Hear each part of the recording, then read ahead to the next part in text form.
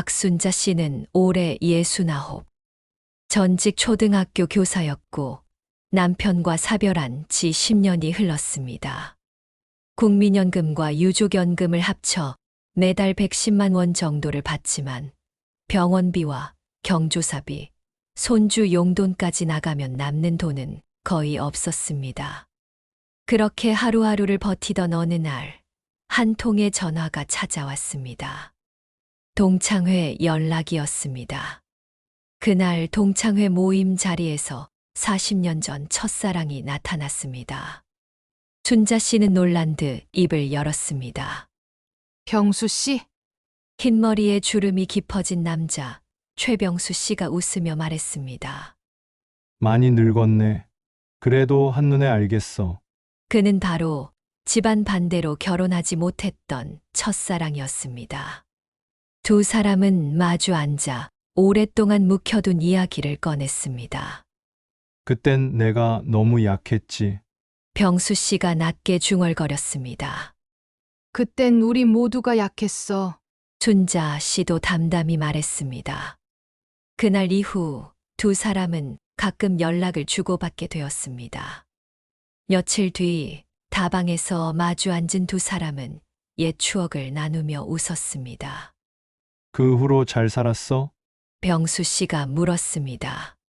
겨우겨우 아이 둘 키우고 보내고 다시 혼자가 됐지. 순자 씨가 답했습니다. 병수 씨는 고개를 끄덕이며 말했습니다.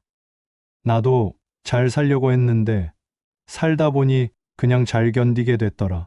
순자 씨는 속으로 생각했습니다. 젊을 땐 잘 사는 게 중요했는데 나이 들어선 잘 견디는 게 중요하구나. 또 다른 날, 두 사람은 시장을 걸으며 호떡을 나눠 먹었습니다. 오늘은 내가 큰맘 먹고 쏠게. 호떡 하나. 순자 씨가 웃으며 말했습니다. 병수 씨도 장난스럽게 받아쳤습니다. 그럼 난 시집 한 권. 둘은 마주 웃었습니다. 그렇게 두세 번 만남이 이어지면서 조금은 가까워진 어느 날, 병수 씨가 조심스레 말을 꺼냈습니다. 우리 애들한테는 아직 말하지 말자. 순자 씨는 의아한 듯 물었습니다. 왜요? 병수 씨는 씁쓸한 웃음을 지었습니다. 가게 망했을 때도 제대로 설명 못 했는데 지금 여자친구 생겼다고 하면 애들이 뭐라고 하겠어? 아빠 또? 라고 하겠지. 순자 씨도 한숨을 내쉬며 고개를 끄덕였습니다. 나도 그래요. 아들 녀석. 엄마 기초연금 아껴 쓰라고 잔소리예요. 연애한다고 하면 돈 얘기부터 하겠죠. 잠시 침묵이 흘렀습니다.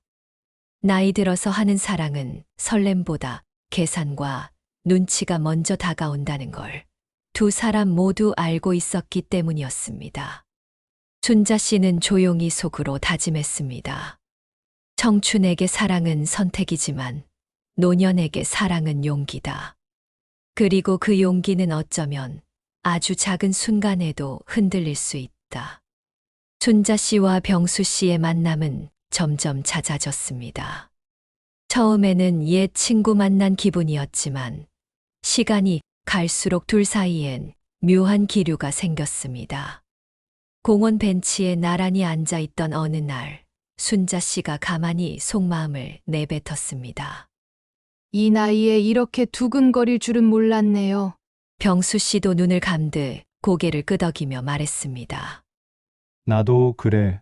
내가 아직 이렇게 웃을 수 있다는 게 신기하네. 그날 이후 두 사람은 주말마다 작은 다방에서 만나 커피를 마셨습니다. 낡은 시집을 꺼내 든 병수 씨가 시 한 구절을 읽어주며 말했습니다. 예전엔 이 시를 내 얼굴 떠올리면서 읽었어. 순자 씨는 얼굴이 붉어져 고개를 돌리며 중얼거렸습니다. 그땐 말도 못하더니 이제 와서 고백하는 거예요. 둘은 동시에 웃었지만 웃음 뒤에는 묘한 떨림이 남아 있었습니다. 며칠 뒤 두 사람은 재래시장을 함께 걸었습니다. 붕어빵 굽는 냄새에 발길을 멈춘 순자 씨가 호떡을 집어들며 말했습니다. 오늘은 내가 큰맘 먹고 쏠게. 호떡 하나. 병수 씨도 장난스럽게 받아쳤습니다. 그럼 난 시집 한 권. 춘자 씨는 눈가에 웃음을 띠면서도 마음속 어딘가가 따뜻해지는 걸 느꼈습니다. 시장 골목을 걷던 중 병수 씨가 순자 씨의 장바구니를 대신 들어주었습니다. 이 정도는 내가 들어줄게. 내가 아직 남자 맞지? 춘자 씨는 순간 눈물이 핑 돌았습니다. 네, 맞아요. 여전히 남자네요. 하지만 집에 돌아온 순자 씨를 기다린 건 현실이었습니다. 휴대폰이 울렸고 발신자는 아들이었습니다. 엄마, 이번 달 경조사비 왜 이렇게 많이 나갔어? 병원비도 늘었고. 요즘 뭐에 돈 쓰는 거야? 순자 씨는 목소리가 떨리며 대답했습니다. 아니야. 그냥 모임 좀 다녀서 그래. 걱정 마. 전화를 끊고 나자 손에 땀이 배어 있었습니다. 마치 들켜서는 안 될 비밀 연애가 죄라도 되는 듯 가슴이 철렁 내려앉았습니다. 병수 씨도 비슷한 고민을 안고 있었습니다. 밤마다 계산기를 두드리며 중얼거렸습니다. 이번 달 택배 수입이 62만 원인의 설렘이란 것도 주머니에 자리가 있어야 않는 건가? 그럼에도 불구하고 둘은 서로에게 조금 더 깊이 다가가고 있었습니다. 어느 날 다방에서 마주 앉은 병수 씨가 조심스레 말을 꺼냈습니다. 우리 규칙을 만들자. 순자 씨는 웃으며 고개를 갸웃했습니다. 규칙이요? 응. 첫째, 돈 빌려달란 말은 하지 않기. 둘째, 아프면 숨기지 않기. 셋째, 사진은 우리 둘만 보기. 순자 씨는 손가락을 들어 올리며 덧붙였습니다. 넷째, 호떡은 항상 반으로. 둘은 소리 내 웃었습니다. 웃음 뒤 잠시 침묵이 흘렀습니다. 순자 씨는 가만히 창밖을 바라보다 속으로 다짐했습니다. 나는 지금 여자로 다시 살아나고 있다. 하지만 이 비밀이 오래 숨겨질 수 있을까? 병수 씨는 그 다짐을 아는 듯 낮은 목소리로 속마음을 털어놨습니다. 사실 애들한테는 아직 말하고 싶지 않아. 내가 실패한 인생이라 미안한 게 많아서 이런 얘기하면 또 비난만 받을 거야. 순자 씨는 천천히 고개를 끄덕이며 대답했습니다. 나도 그래요. 아들한테 연애한다고 하면 돈은 어떻게 할 거냐는 말부터 나오겠죠. 두 사람은 말없이 서로를 바라보다가 동시에 한숨처럼 미소를 지었습니다. 설렘과 두려움이 동시에 차오르는 순간이었습니다. 순자 씨는 마음속으로 되뇌었습니다. 사랑은 젊을 때는 당당했는데 나이가 드니 왜 이렇게 작아지고 숨어야 하는 걸까? 하지만 지금 이 시간이 나를 다시 살게 하고 있다. 어느 날 아침 순자 씨는 병수 씨에게서 전화를 받았습니다. 목소리가 평소와 달랐습니다. 순자야, 오늘은 못 나가겠다. 머리가 계속 빙빙 도네. 순자 씨는 순간 가슴이 철렁 내려앉았습니다. 급히 그의 집으로 달려갔을 때 병수 씨는 식은땀을 흘리며 의자에 기대 앉아 있었습니다. 이게 그냥 어지럼증이 아니에요. 빨리 병원 가요. 괜찮아. 조금 쉬면 나아질 거야. 그러나 상태는 심각했습니다. 결국 구급차에 실려 병원으로 갔습니다. 의사는 당뇨 합병증으로 혈당이 위험 수치라고 말했습니다. 며칠간 입원 치료가 필요했습니다. 순자 씨는 병실 옆 의자에서 밤을 새웠습니다. 물수건을 이마에 올려주며 속삭였습니다. 아플 땐 숨기지 않기로 했잖아요. 왜 약속 어겨요? 병수 씨는 힘없이 웃으며 대답했습니다. 괜히 걱정할까봐 그랬지. 그때 병실 문이 열리며 딸이 들어왔습니다. 그녀는 낯선 여자의 모습을 보자마자 얼굴이 굳었습니다. 아줌마 누구세요? 순자 씨는 당황해서 자리에서 일어섰습니다. 저는 그냥 친구예요.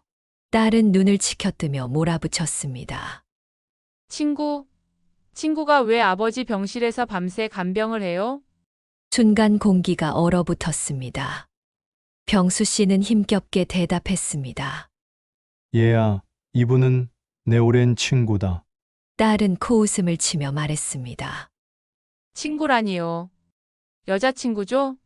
아버지, 설마 재혼이라도 할 생각이에요? 병수 씨는 대꾸하지 못했습니다. 그 침묵이 오히려 답처럼 들렸습니다. 딸은 가방에서 종이 한 장을 꺼내 들었습니다. 이거 오늘 병원비 청구서예요. 앞으로 치료비 누가 낼 건데요? 이 아줌마가 대신 낼 거예요? 순자 씨는 눈앞이 아찔해졌습니다. 내가 왜 여기 서 있는 게 잘못처럼 느껴지는 거지? 내가 원하는 건 돈이 아닌데, 그저 곁에 있어주고 싶었을 뿐인데. 며칠 뒤 순자 씨의 아들도 소식을 들었습니다. 전화를 걸어오자 목소리부터 격앙돼 있었습니다. 엄마, 무슨 얘기예요?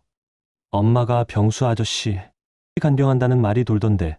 엄마, 지금 재혼이라도 생각하는 거예요? 아니야. 그런 거 아니야. 그냥 친구로 도와주는 거야. 엄마, 제발 정신 차려요. 괜히 그 집 문제에 끼어들었다가 결국 돈 얘기만 남아요. 엄마 집은 제 몫이에요. 혹시라도 재산 문제 얽히면 나만 손해라고요.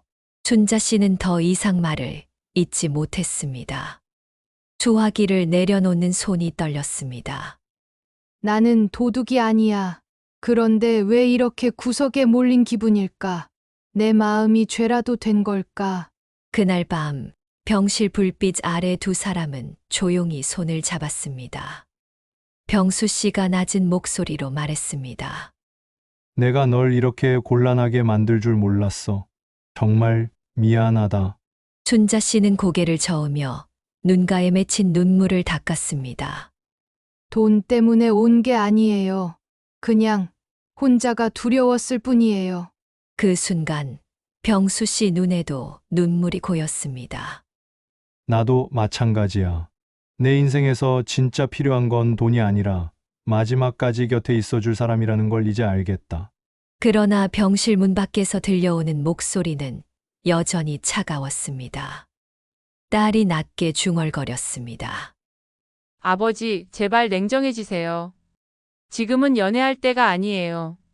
순자 씨는 그 소리를 들으며 가만히 생각했습니다.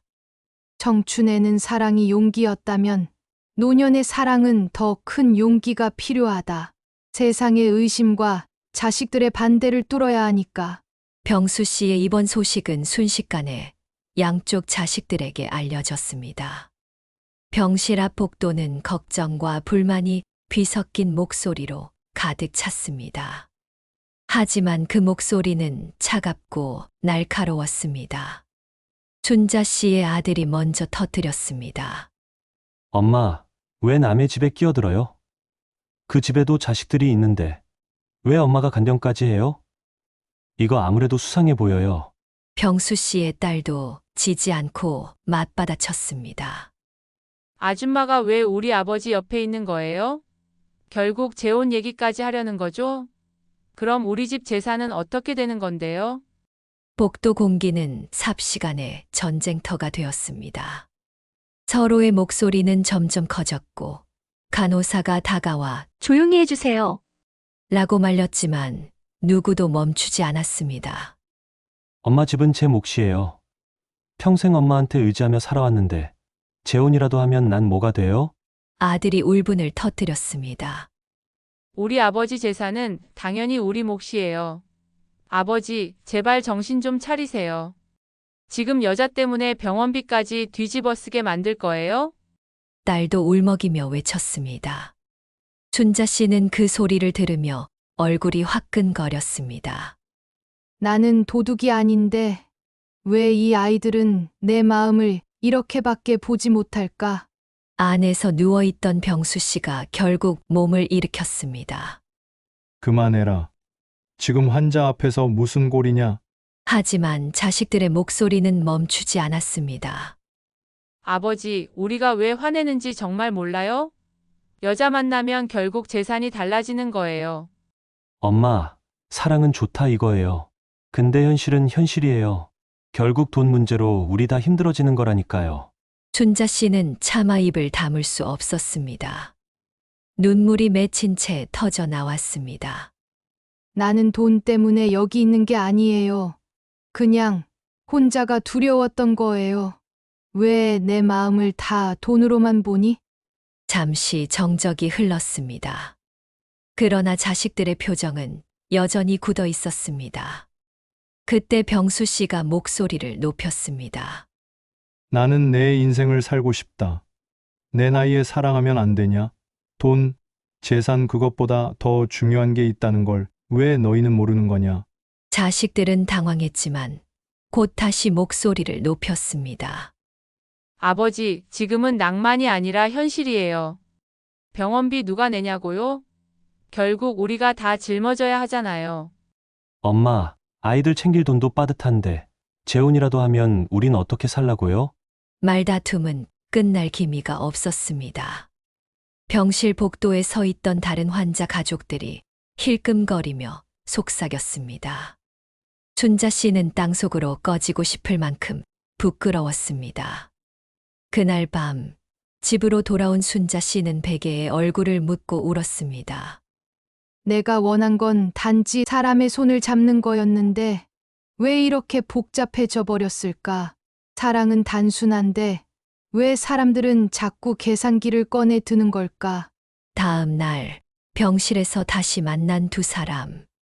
병수 씨는 미안한 얼굴로 손을 잡았습니다. 내가 너한테 괜한 짓만 지은 것 같아. 내 아들도 속상해 하잖아. 춘자 씨는 눈물을 닦으며 대답했습니다.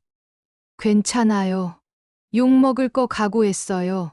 다만 내가 재산 노린 사람처럼 오해받는 게 억울할 뿐이에요. 병수 씨는 그녀의 손을 꼭 잡으며 말했습니다. 나는 내 마음 알아. 적어도 나는 안다. 내가 돈 때문에 내 옆에 있는 게 아니라는 걸. 춘자 씨는 그 말에 눈을 감았습니다. 그리고 속으로 되뇌었습니다. 내 사랑은 잘못이 아니다. 하지만 이 사랑을 지키려면 더 큰 용기가 필요하다. 며칠간 이어진 병실 앞싸움은 두 사람의 마음을 짓눌렀습니다. 자식들의 목소리는 귀에 가시처럼 남았습니다. 엄마 집은 내 몫이에요. 아버지 재산은 우리 거예요. 춘자 씨는 집에 돌아와 창문을 열어두고 한참을 서 있었습니다. 바람은 불었지만 마음속은 더 답답했습니다. 내가 사랑한 게 죄일까? 왜 사랑이 이렇게 큰 짐이 되어버린 걸까? 며칠 뒤 병수 씨의 퇴원 날. 병실에서 두 사람은 마주 앉아 있었습니다. 병수 씨가 먼저 조용히 말을 꺼냈습니다. 순자야, 이제는 우리도 결정을 내려야 할 것 같아. 자식들이 뭐라 해도 나는 내 인생을 살고 싶다. 춘자 씨의 눈가가 젖었습니다. 근데 우리 재혼 얘기 꺼내는 순간 애들 다 돌아서잖아요. 난 그게 두려워요. 잠시 침묵이 흘렀습니다. 병수 씨가 단호하게 말했습니다. 좋아. 그럼 이렇게 하자. 법적 재혼은 하지 말자. 각자 집은 그대로, 통장도 따로. 대신 남은 인생은 함께 살자. 춘자 씨는 놀란 눈빛으로 그를 바라보다가 천천히 고개를 끄덕였습니다. 그래요. 우리 그렇게 살아요. 각자 통장은 따로, 하지만 하루의 밥상은 같이. 그날 저녁 두 사람은 자식들을 불러 차분히 말했습니다. 재혼은 안 한다.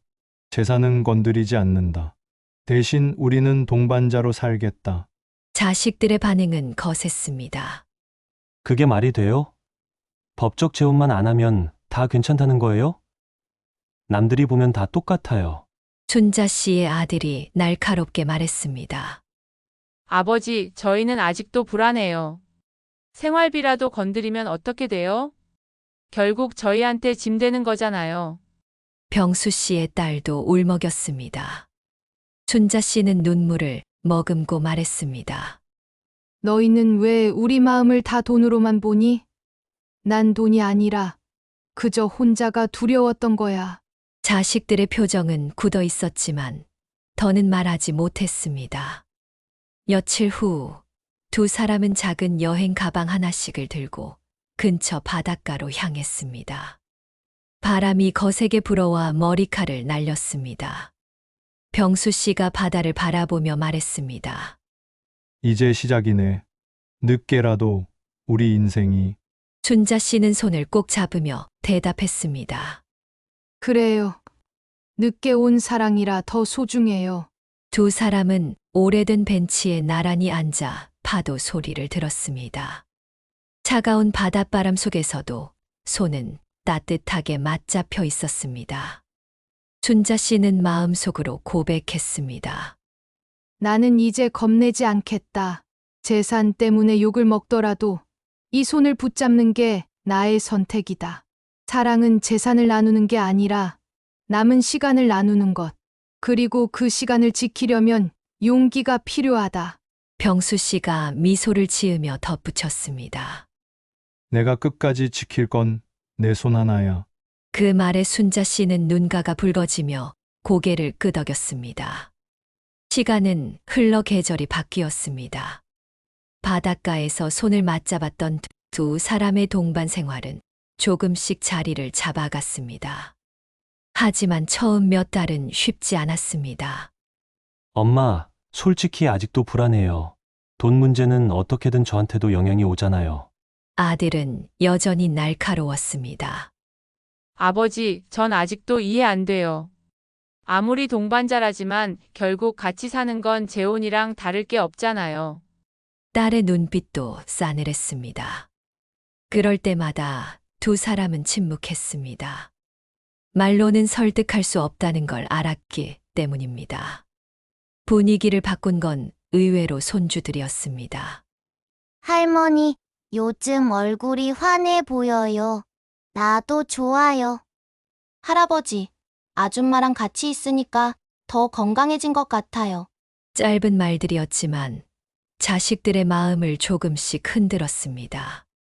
며칠 후 아들은 어머니에게 조심스럽게 말했습니다. 엄마, 아직도 불안하긴 하지만 엄마가 좋다면 굳이 막진 않을게요. 대신 제발 돈 문제는 신경 쓰지 마세요. 딸도 차갑던 태도를 조금 누그러뜨렸습니다. 아버지, 여전히 납득은 잘 안 되지만 웃는 얼굴 보니까 그냥 존중은 해드려야겠네요. 준자 씨는 속으로 다짐했습니다. 나는 더 숨지 않겠다. 내 삶을 떳떳하게 살겠다. 두 사람은 마을 모임에도 함께 나가기 시작했습니다. 처음엔 수군거림이 따랐습니다. 저 나이에 연애라니 창피하지도 않나. 재산 때문에 그러는 거 아니야? 준자 씨는 그 말이 들릴 때마다 마음이 철렁했지만 병수 씨가 손을 꼭 잡아주었습니다. 괜찮아. 우리가 웃으면 언젠가 사람들도 웃게 돼. 그리고 실제로 그렇게 되었습니다. 두 사람이 함께 봉사활동을 하고 손주들과 함께 사진을 찍는 모습이 알려지자 사람들의 시선도 서서히 변했습니다. 그래, 저 나이에도 행복할 수 있구나. 흉볼 일이 아니라 부러워할 일이네. 그날 이후 두 사람은 비로소 어깨를 펴고 걷기 시작했습니다. 어느 날 작은 공원 벤치에 나란히 앉아 있던 두 사람. 준자 씨가 천천히 입을 열었습니다. 사람은 나이가 들어도 사랑 앞에서는 여전히 서툴더라. 하지만 그 서툼이 내 삶을 다시 빛나게 했어요. 병수 씨도 고개를 끄덕이며 말했습니다. 노년의 사랑은 낭만이 아니라 자유구나. 내가 원하는 건 단 하나야. 내 옆에 있는 것. 준자 씨는 그의 손을 꼭 잡으며 속으로 선언했습니다. 나는 더 숨지 않겠다. 더 두려워하지도 않겠다. 내 사랑은 잘못이 아니라 내 삶의 마지막 용기다. 사랑은 재산을 나누는 게 아니라 남은 시간을 나누는 것. 그리고 그 시간이 바로 진짜 값어치다. 두 사람은 환하게 웃었습니다. 마치 오래전 청춘 시절로 돌아간 듯 그러나 더 깊고 단단하게.